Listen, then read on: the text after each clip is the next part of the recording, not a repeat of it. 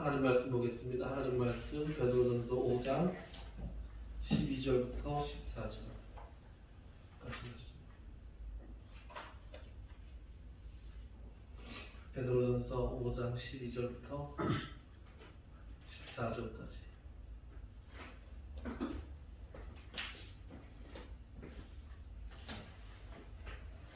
(12절은) 제가 읽고 13절은 여러분들이 읽고 14절은 함께 읽겠습니다.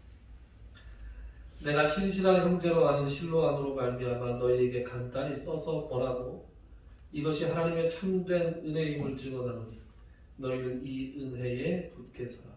택하심을 함께 받은 바벨론에 있는 너희에게 문안하고 내 아들 마르고 너희는 사랑의 입맞춤으로 서로 문안하라. 그리스도 안에 있는 너희 모든 이에게 평강이 있을지어다. 아멘. 베드로전서 마지막 시간인 것 같습니다.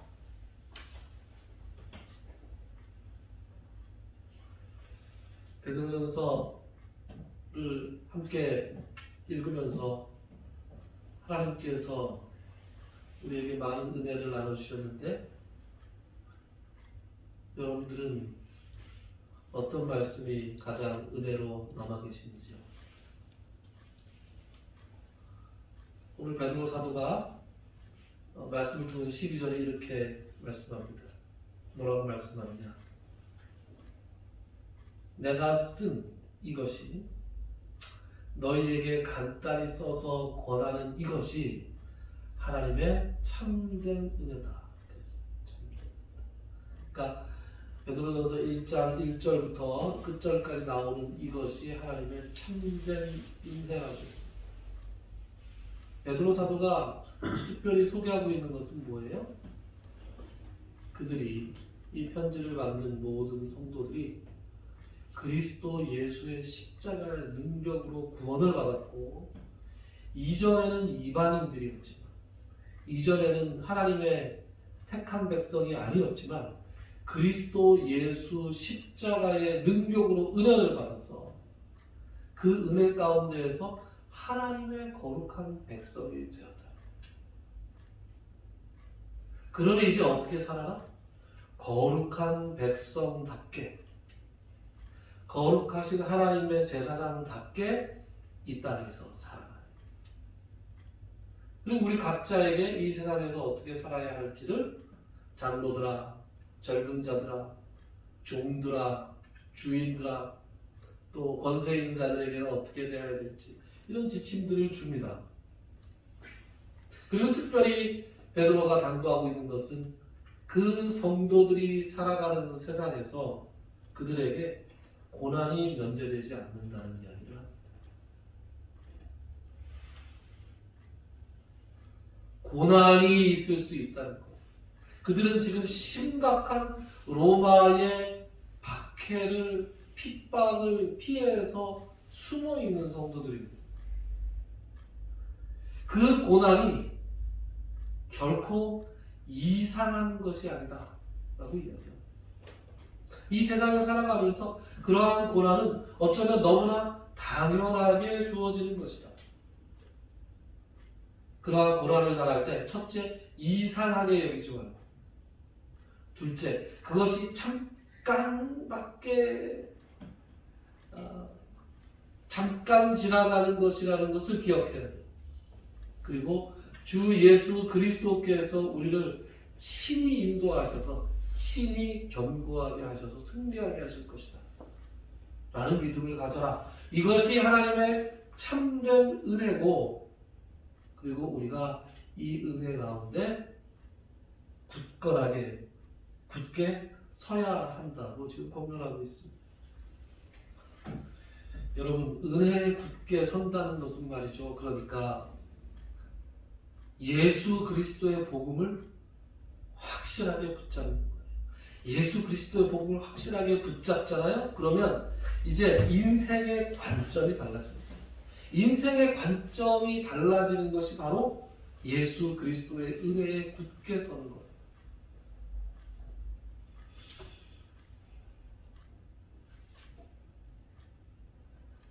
예수님을 믿고 났더니 말이죠,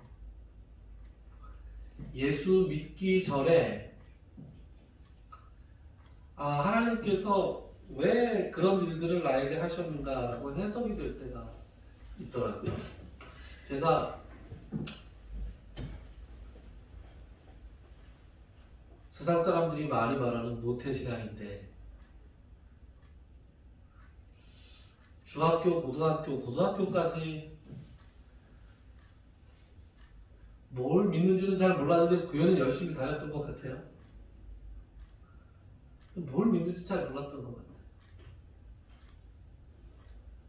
뭘 믿는지도 모르고 교회를 왔다 갔다 했으니 대학에 가서 그 믿음을 지키기가 되게 어려웠습니다. 애초에 믿음이 있었나 모르겠네요.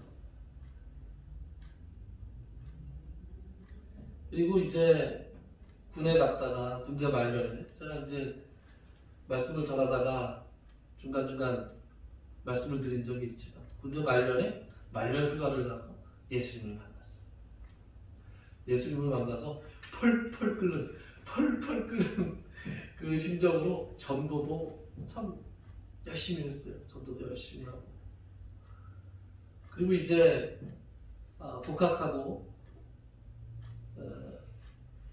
졸업을 앞두고 신학교에 가기로 결심을 했죠. 신학교에 가서 신학대학원은 3년 과정입니다. 그래서 1학년 때는 너무 신앙의 연조가 없고 교회가 뭐 어떻게 되는지 몰라서 전도사를 못 나갔어요. 근데 2학년 되니까 이제 전도사로 사역하는 것을 더 이상 미룰 수가 없었어요. 아니 신학교만 다니다가 목사 안수를 받을 수는 없잖아요. 전도사를 신대원 2학년 때부터 전도사 생활을 시작했습니다. 교육전도사 생활. 교육전도 생활을 시작하면서 뭐 처음에 실수도 많이 했죠. 좌충우돌. 네. 스스로 목회자로서의 정체성을 잘 못 가지고 그렇게 살아갔습니다. 그런데 말이죠. 제가 그때 하나님께 참 감사했던 게 한 가지 있습니다. 그게 뭐였냐면 그때 한참 저희가 신학생 때 제자훈련이라는 것이 막 유행했습니다. 제자훈련, 뭐 요즘에는 뭐 목장이라고도 하고 셀 목회라고도 하고 여러 가지 형태로 있지만 돌아가신 오카노 목사님께서 사랑의 교회를 중심으로 평신도 제자훈련이라는 걸 했어요. 근데 그 제자훈련의 핵심이 뭐였냐면 소그룹 성경 공부, 양육 뭐 이런 거였어요. 대학교 다니면서 내내 했던 것이 독서 토론이었어요. 책을 읽고 함께 생각을 나누고 조그만 소그룹으로 활동하는 일이 대학 다니는 내내 하던 일이었어요. 그리고 대학 때 무슨 바람이 불어서 그렇게 기타를 열심히 배웠나 모르겠어요. 기타를 소리 부르트게 기타를 치고 그래서 저는 대학교 1학년 여름방학 때 처음 제 누님한테 기타를 배우기 시작했는데 한 3학년쯤 돼서는 또래들 중에서 기타를 제법 잘 치는 축에 속하는 사람이 됐습니다.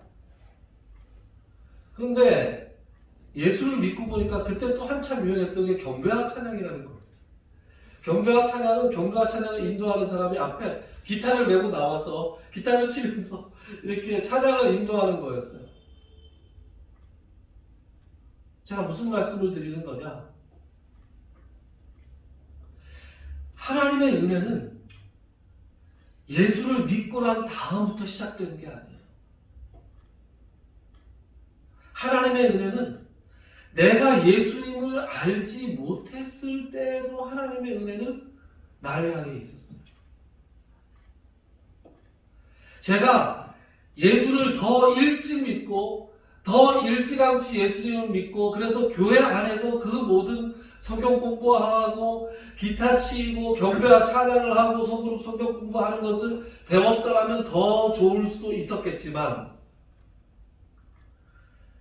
이 뿔난 망아지처럼 뿔난 송아지처럼 교회 밖에 나가서 돌아다니니까 하나님께서는 요놈을 그래도 훈련을 좀 시켜야 되겠다라고 생각하셨던 것 같아요.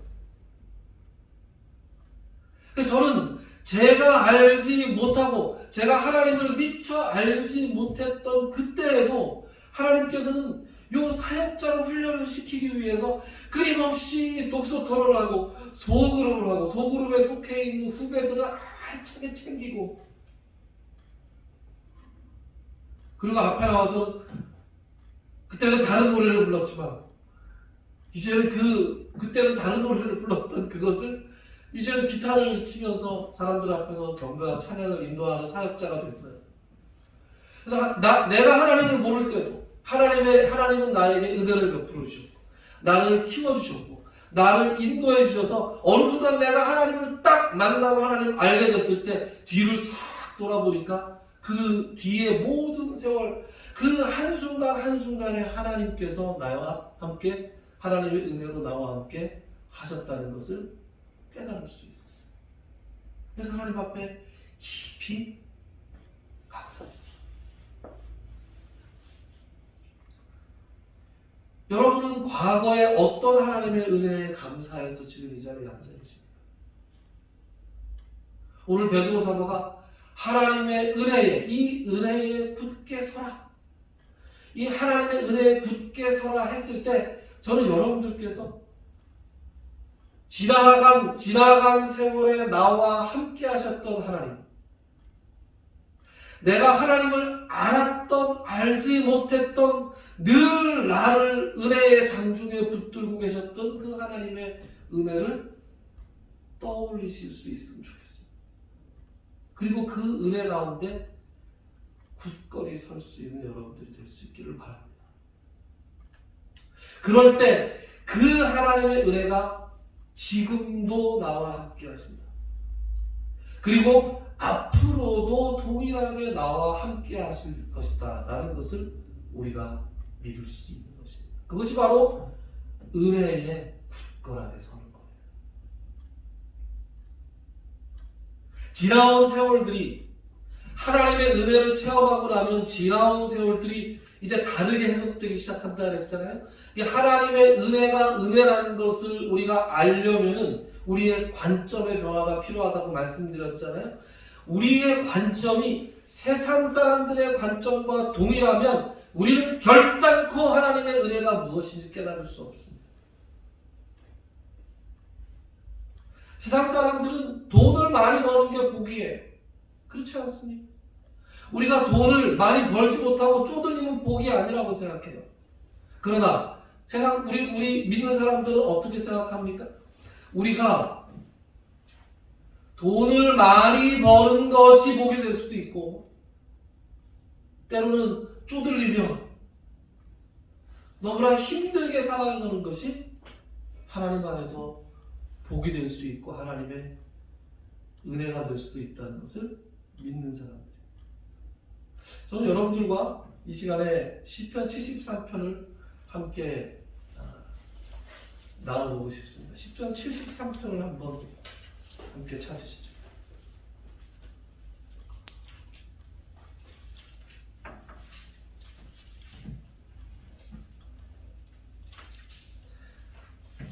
여러분, 믿음이 흔들릴 때,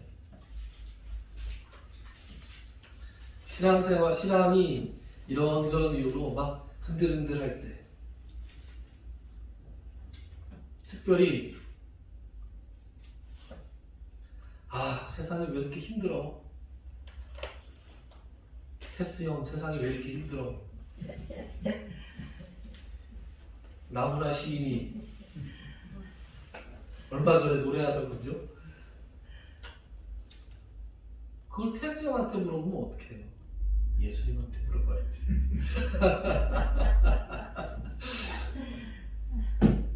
그런데 시편 73편하고 시편 37편은 세상이 왜 이렇게 힘들어? 이럴 때 읽으면 참 좋은 시입니다.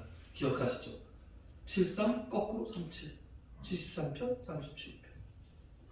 특별히 이 73편은 다른 사람과 비교해서 자기가 위축된 사람입니다. 이 시편 73편 기자는 어떤 사람이냐 하면 이런 사람이에요. 나는 하나님의 뜻대로 살려고 너무 노력해. 조그만 거 하나라도 하나님의 뜻에 어긋나지 않을까. 하나님의 뜻을 살피고, 그리고 내가 뭐 잘못한 거 있으면 하나님 앞에 회개하고, 이렇게 정말로 열심히 하나님 안에서 신앙생활을 하는 사람인데, 내 주변 사람들을 보니까 그렇게 안 살더라. 그런데 그렇게 안 사는데 너무 잘 먹고 잘 살더라. 그 사람들하고 나를 비교하기 시작했어. 그래서 이 사람이 시험에 들었습니다. 그래서 자신의 처지를 어떻게 표현하냐 하면 내가 미끄러질 뻔했다, 이런 표현을. 미끄러질 뻔했다. 미끄러진다는 게 뭐예요? 자기의 굳건한 신앙에서 미끄러질 뻔했다, 이렇게 얘기합니다. 그 시의 초반을 우리가 한번 읽어보죠. 지난 시간에 이어서 우리 한규명 장로님께서 시편 73편 1절부터 9절까지 한번 읽어주시죠. 찾으셨나요? 네, 부탁드립니다. 하나님이 참으로 이스라엘 중 마음이 정결한 자에게 선을 행하시나 나는 거의 넘어질 뻔하였고 나의 걸음이 미끄러질 뻔하였으니 이는 내가 악인의 형통함을 보고 오만한 자를 질투하였음이로다. 그들은 죽을 때에도 고통이 없고 그 힘이 강건하며 사람들이 당하는 고난이 그들에게는 없고 사람들이 당하는 재앙도 그들에게는 없나니 그러므로 교만이 그들의 목걸이요 강포가 그들의 옷이며 살찜으로 그들의 눈이 솟아나며 그들의 소득은 마음의 소원보다 많으며 그들은 능욕하며 악하게 말하며 높은 데서 거만하게 말하며 그들의 입은 하늘에 두고 그들의 혀는 땅 위에 두루 다니도다. 자기가 거의 넘어질 뻔했다. 걸음이 거의 미끄러질 뻔했다. 왜요? 악인의 형통함을 보고 오만한 자를 질투하게 돼서 그렇다. 여러분, 모든 불행함이 어디서 나와요? 비교에서 나오죠. 사람 마음속에는 비교하는 마음이 있었어요. 그리고 내가 더 열심히, 내가 더 하나님의 뜻대로 살아가는데 왜 저 못돼먹은 인간들이 저렇게 잘 살 수 있을까? 저렇게 멀쩡하게 살아갈 수 있을까? 심지어 이 사람이 얼마나 화가 났으면 이런 말을 해요? 죽을 때도 고통이 없다고요. 죽을 때도 고통이 없다. 저 사람들은 죽을 때도 평안하게 죽는 것 같아. 평생 잘 먹고 잘 살다가 저렇게 못돼먹은 사람들, 저렇게 하나님 할 일을 아무것도 아닌 것처럼 아는 사람들이 저렇게 평안하게 살아요. 9절까지만 읽었지만 12절부터는 제가 읽겠습니다. 12절 이런 말씀 나오죠. 볼지어다 이들은 악인들이라도 항상 평안하고 재물은 더욱 늘어나는도다. 내가 내 마음을 깨끗하게 하여 내 손을 씻어 무죄하다 한 것이 실로 헛되도다. 나는 종일 재난을 당하여 아침마다 징벌을 받았다.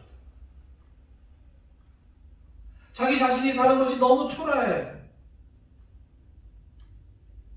자기는 하나님을 믿는다고 바둥바둥대면서 살아가는데 자기 사는 게 너무 초라해. 그래서 매일 징벌을 받는 것 같이 살아가요. 그런데 저 사람들은 저렇게 악행을 해가면서도 세상에서는 승승장구하고 재물은 점점 더 불어나고 그리고 죽을 때도 평안하게 죽는구나. 그래서 미끄러질 뻔했다는 것은 자신의 신앙을 잃어버릴 뻔했다.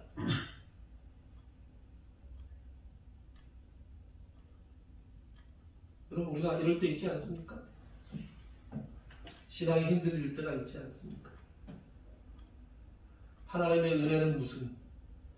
내가 이렇게 지질이 궁상맞게 살아가는데, 내가 이렇게 지질이 하는 일마다 잘 안 되는데, 나에게 이런 문제가 있고 이런 문제가 있고 이런 문제가 있는데 하나님께 암만 기도해도 하나님이 아직도 안 들어주고 계시는데 생전 기도 같은 것도 안 하고 어떻게 보면 세상에서 악하게 살아가는 사람들은 저렇게 잘 살아가는다. 나도 저렇게 살아야 하는 것 아닐까? 이렇게 생각할 때가 있지 않습니까? 그런데 이 시편 기자에게 전환점이 있었어요. 터닝 포인트. 자신의 관점을 바꿀 때가 있었어요. 그게 뭐냐 하면 이 부분이에요. 우리 16절, 16절, 17절을 16절부터 20절을 우리 양양봉 목사님께서 한번 읽어주실까요? 16절부터 20절까지요. 내가 어쩌면 이를 알까 하여 생각한즉 그것이 내게 심한 고통이 되었더니 하나님의 성소에 들어갈 때에야 그들의 종말을 내가 깨달았나이다. 주께서 참으로 그들을 미끄러운 곳에 두시며 파멸에 던지시니 그들이 어찌하여 그리 갑자기 황폐되었는가. 놀랄 정도로 그들은 전멸하였나이다. 주여, 사람이 깬 후에는 꿈을 무시함같이 주께서 깨신 후에는 그들의 형상을 멸시하시리이다. 아멘. 자, 내가 어찌하면 이를 알까 생각한즉 그것이 내게 심한 고통이 됐다.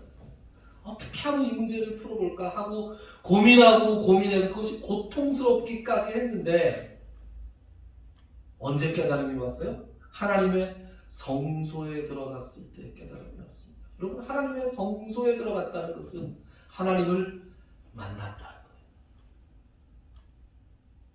하나님을 만나서 하나님의 모든 말씀을 제대로 깨닫고 나서 그리고 나서 인생을 바라보는 관점을 바꾸고 나니까 그 악인들의 평안함이 결코 평안함이 아니었다는 것을 깨닫게 됐다. 자기 자신이 미끄러질 뻔했는데 자기가 미끄러운 곳에 서 있는 줄 알았는데 정작 미끄러운 곳에 서 있던 사람들은 저 악인들이라는 것을 깨달았다는 거예요. 하나님께서 이 고민을 하는 시편 기자에게 하나님과의 만남을 통해서 그의 인생의 관점을 바꿔주시고 그들의 결국을 볼 수 있는 지혜의 눈을 주셨어요. 그래서 더 이상 그들을 부러워하지 않고 그들의 결국을 알게 됐어요. 여러분, 많은 재물이 여러분들을 어떻게 하고 있습니까? 혹은 여러분의 궁핍함이 여러분을 어떻게 하고 있습니까? 여기 지금 보면 인생의 진정한 복이 무엇인가 하는 것을 시편 기자가 마지막에 고백하고 있습니다.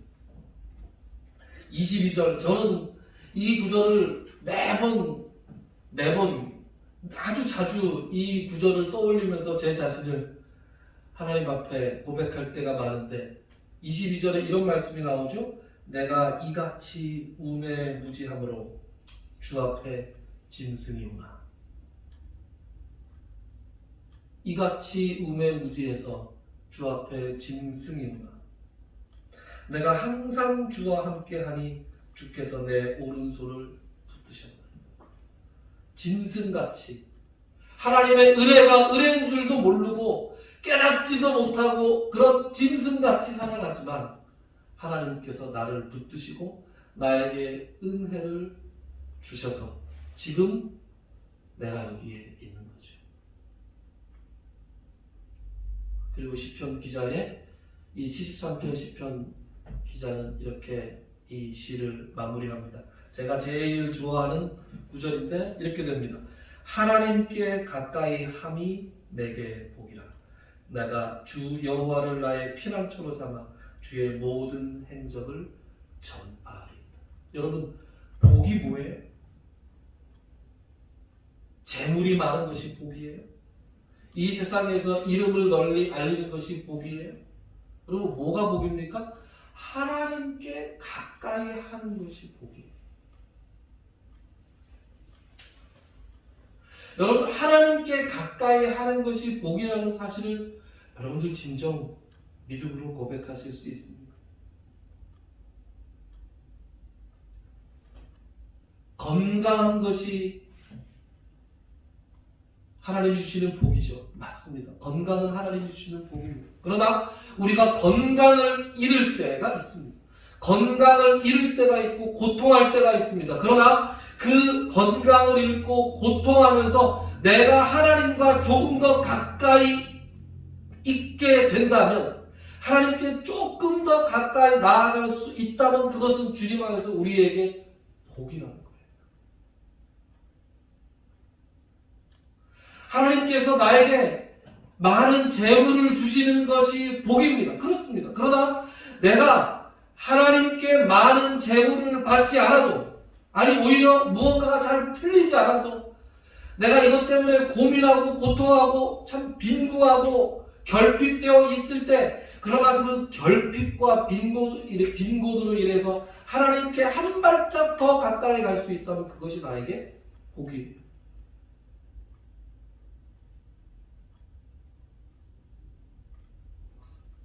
여러분 338장 찬송인가요? 그 찬송 있죠. 내 주를 가까이 하려는 십자가 짐 같은 고생이나, 그 다음 뭐라 그래요? 내 일생 소원은 늘 찬송하면서 주께 더 나아가기 원합니다. 이 찬송을 만든 분도 수많은 인생의 이 부침 가운데에서 인생의 영광스러운 순간도 있었고, 인생의 고통받는 순간도 있었고, 사람들이 나를 다 칭송할 때가 있었고, 나를 오해로 인해서, 아니 내 실수로 인해서 손가락 칼질할 때도 있었고, 그죠? 여러 가지 인생이라고 피할 수 없는 그러한 상황들에 다 처해봤지만 결국은 신앙생활의 핵심이 뭐예요? 주님께 더 가까이 가는 거예요. 여러분 신앙의 연륜이 점점 더 쌓여가고 있습니다. 여러분 신앙생활의 연조가 더 오래돼 가고 있습니다. 주님 안에서의 신앙의 지식이 더 늘어납니까? 그러면 그럴수록 그 많은 지식과 그 오랜 세월이 나를 더 하나님께 가까이 가게 하고 있다면 그게 복이에요. 매일매일 점검해 보십시오. 내가 하나님께 얼마나 복을 받고 있는 사람인가? 하나님께서 나에게 얼마나 복을 베풀어 주시는가? 무엇으로 그 복을 가늠하실 거예요? 내가 하나님과 얼마나 더 가까워졌는가? 얼마나 더 친해졌는가? 저는 평생에 베드로전서 강해를 마치면서 여러분들 평생에 주님께서 주시는 은혜에 굳건히 서서 하나님의 은혜로 볼 수 있는 그 관점의 변화를 분명하게 주셔서 하나님께 점점 더 가까이 가고 있는 것으로 나의 복을 측정할 수 있는 그런 큰 믿음을 주님께서 주시기를 축원합니다. 그렇게 내 인생에 무슨 일이 일어나는가에 무슨 일이 일어나든지 간에 하나님께서 나에게 어떠한 상황을 주시든 간에 흔들리지 않고 하나님의 은혜에 굳건히 서 있는 사람에게 하나님께서는 뭘 주세요? 하나님께서 평강을 주십니다. 오늘 베드로 사도가 편지를 어떻게 마무리하고 있어요? 이렇게 마무리하죠. 그리스도 안에 있는 너희 모든 이에게 평강이 있을지. 평강이 있을지. 베드로 사도는 하나님의 은혜와 평강이 함께 있을지어다 하고 이 편지를 시작했고 이 편지의 마무리도 이 그리스도 안에 있는 너희 모든 이에게 평강이 있을지어다 평강을 기원하면서 이 편지를 마칩니다. 이 편지를 함께 읽으며 함께 은혜를 받은 여러분들 모두에게 저도 동일한 축복을 드립니다. 여러분들 모두에게 하나님의 평강이 있기를 축원합니다. 그 평강은 어떻게 가능합니까? 내가 은혜에 굳게 서 있을 때만 가능합니다. 내 인생에 일어나는 모든 일들을 이상하게 여기지 말고 그것에서 발견할 수 있는 하나님의 은혜를 볼 수 있는 안목을 가지고 순간순간 모든 상황에서 그리스도인다운 품위를 잃지 않고 제가 베드로전서 강의하면서 이 말씀 많이 드렸죠. 그리스도인다운 품위를 잃지 않고 굳건히 서 있을 때 세상이 줄 수 없는 세상이 결코 줄 수 없는 하나님의 평강이 여러분들과 함께 하실 것입니다. 다 같이 기도합시다. 하나님, 내가 예수님을 알았던 때였든지 몰랐던 때였든지 지금까지 나를 이곳까지 인도하신 분이 바로 하나님이셨다는 사실을 우리가 깨닫게 하시니 참으로 감사합니다. 우리가 참으로 다양한 처지 가운데 살아갑니다. 우리 성도들 가운데 부유한 이들도 있고 궁핍한 이들도 있습니다. 건강한 이들도 있고 건강을 잠시 잃어버린 이들도 있습니다. 가정이 평안한 이들도 있고 가정의 여러 가지 문제로 인해서 고민하며 기도하며 애타게 부르짖는 성도들도 있습니다. 그러나 오늘 사도를 통해서 우리에게 주신 말씀, 이 모든 어려움들, 이 모든 것들을 이상하게 여기지 말고 주님께서 허락하신 참된 은혜에 굳건히 설 수 있는 우리가 되기를 원합니다.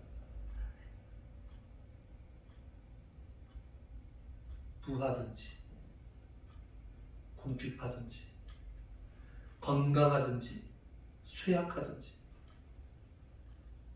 명예를 얻든지 명예를 잃어버리든지 세상의 친구들이 나에게 막 몰려와서 나를 칭송할 때든지 세상의 모든 친구들이 다 나를 버리고 떠나갈 때든지 주님 흔들리지 않고 주님께서 주시는 은혜에 견고하게 서 수 있는 우리가 되게 하여 주시옵소서. 세상이 주지 못하는 하나님의 평강 가운데 우리가 거하기를 간절히 소망합니다. 하나님께서만 주실 수 있는 세상이 결코 줄 수 없는 세상의 모든 지식을 초월해 있는 하나님의 평강 가운데 우리가 거할 수 있도록 은혜 베풀어 주시고 나에게 주어지는 모든 상황 속에서 하나님께 조금씩 더 가까이 나아가는 것으로 우리의 복과 우리의 은혜를 가늠할 수 있는 우리들이 되게 하여 주시옵소서. 예수님의 이름으로 기도드리옵나이다. 아멘. 찬송가 455장 함께 하겠습니다.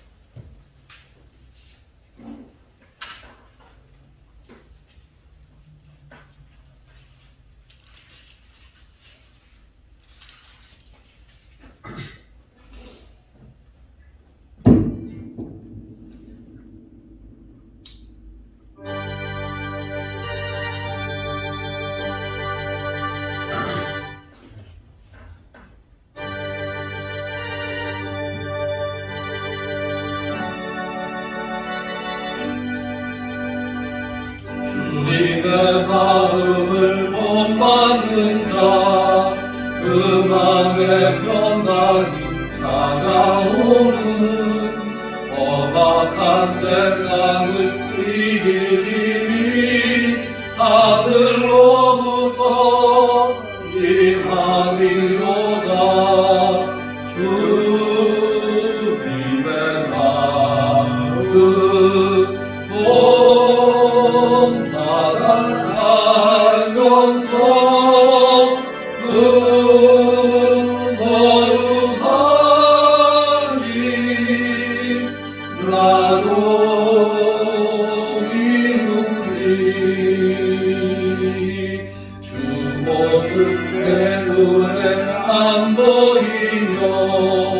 음성 내 귀에 안 들려도 내 영혼 날마다 주를 만나 신령한 말씀을 배우노라. 주님의 마음 나라 살면서 그 거룩하심 나로 이루리. 가는 길 거칠고 험하여도 내 맘에 불평이 없어지는 십자가 고난을 이겨내신 주님의 마음 온 나름이라. 주님의 마음 온 나라 살면서 그 거룩하심 나도 이루리. 주 예수 세상에 다시 오신 그날엔 무서워 변화하여 주님의 빛나는 그 형상을 다 함께 보며 주 찬양하리. 주님의 마음 온 나라 살면서 그 거룩하심 나도 이루리.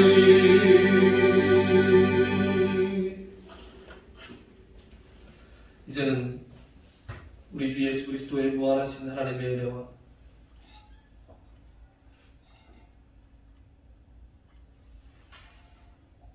우리 주 예수 성령님의 감동, 감화, 교통, 치유하시는 역사가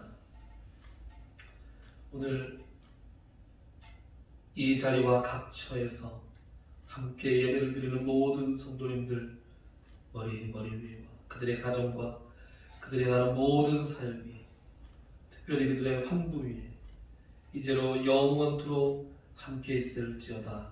아멘.